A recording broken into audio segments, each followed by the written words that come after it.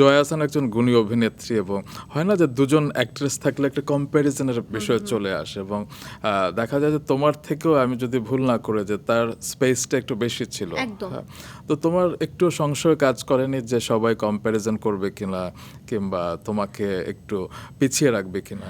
আমার কাছে এটা অ্যাকচুয়ালি মনে হয়নি, কারণ আমার কাছে মনে হচ্ছে উনি আসলে অন্য একটা লেভেলে আছেন।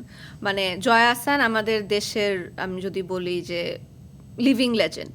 উনি আমাদেরকে যেভাবে দেশে এবং দেশের বাইরে আমাদেরকে মানে কাজের মাধ্যমে আমাদেরকে যেভাবে করে প্রাউড করেছেন, সো উনার একটা সেপারেট একটা, উনি একটা অন্য একটা লেভেলে আছেন। সো আমি জানি যে সেখানের সাথে আমার আসলে কম্প্যারিজনের কোনো সুযোগ নেই।